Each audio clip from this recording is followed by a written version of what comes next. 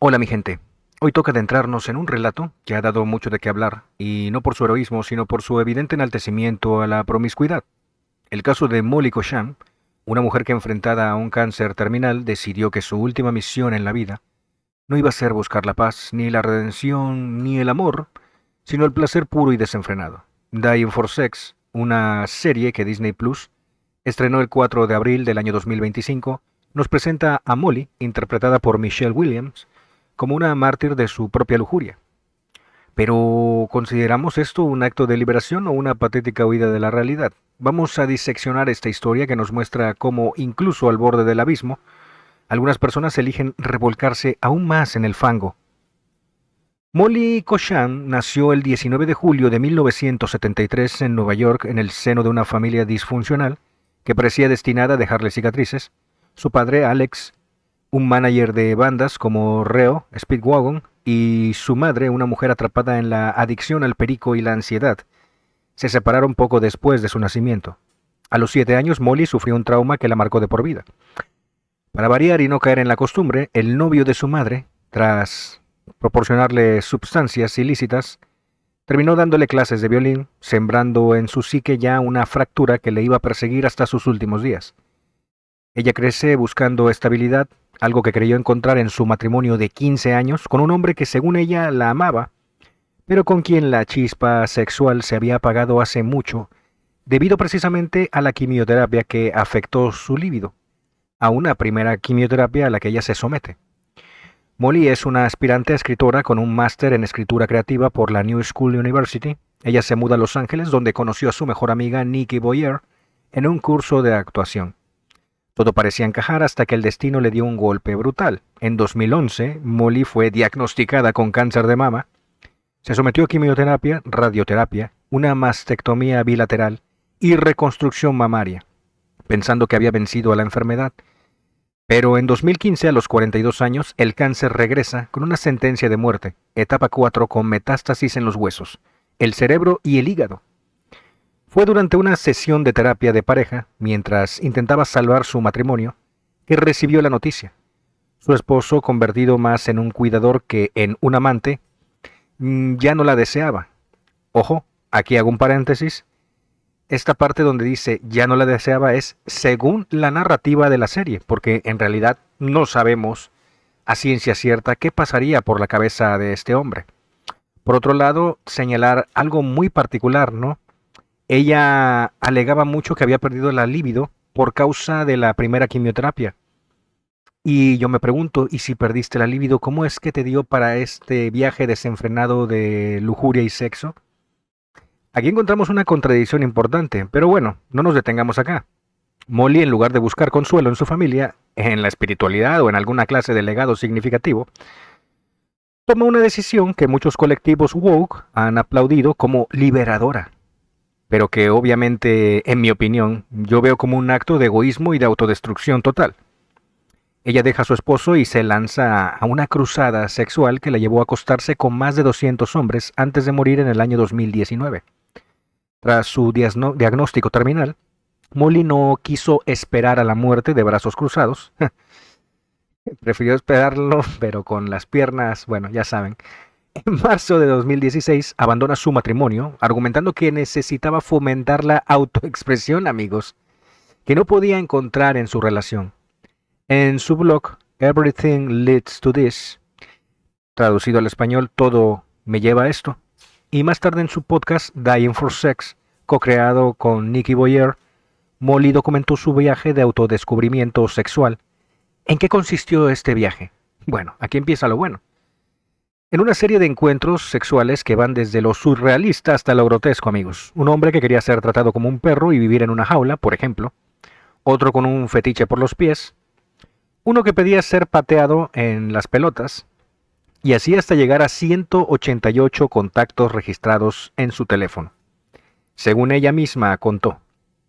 Molly, que nunca había experimentado un orgasmo con otra persona debido a su trauma infantil, vio en el sexo una forma de recuperar su cuerpo y sentirse viva.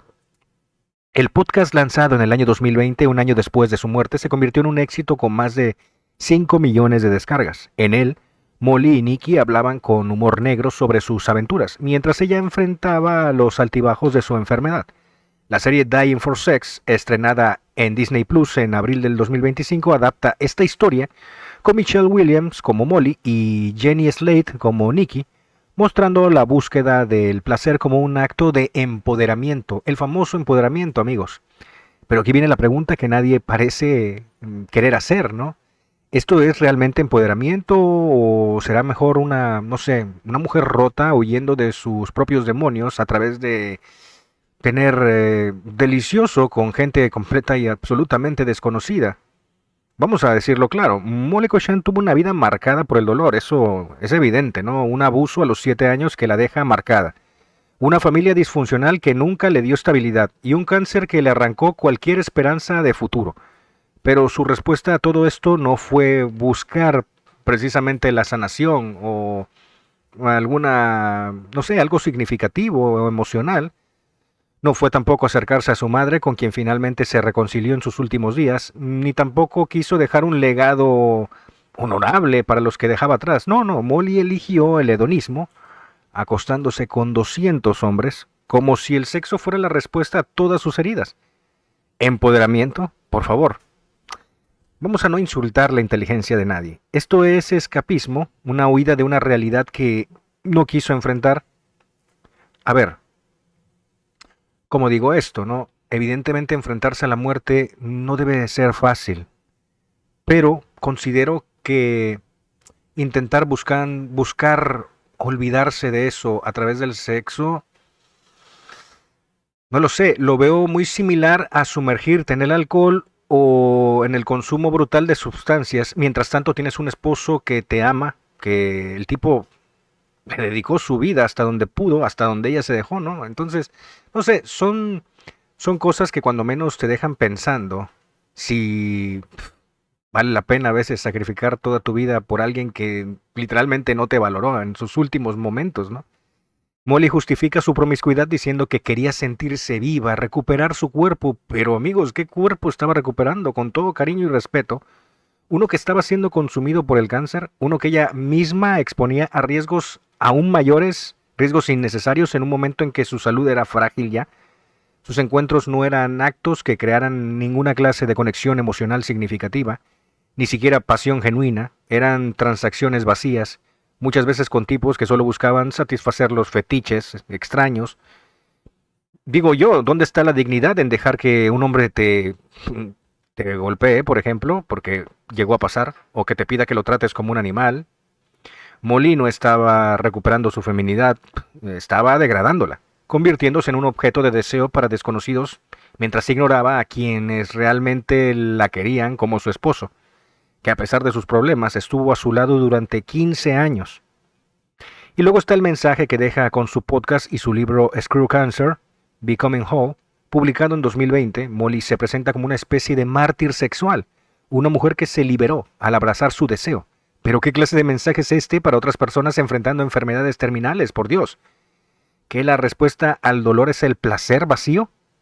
¿Que la sanación viene de acostarse con desconocidos en lugar de buscar alguna clase de paz o fortalecer los lazos con quienes te rodean, como tu esposo? Molly tuvo una amiga leal en Nikki, una familia que, aunque rota, aún estaba allí, y un esposo que, aunque imperfecto, no merecía ser descartado como si fuera un estorbo, pero ella eligió el camino más fácil, el de la gratificación instantánea, amigos, el de la carne sobre el espíritu. La serie Dying for Sex intenta romantizar esta decisión mostrando a Molly como una heroína que vive bajo sus propios términos.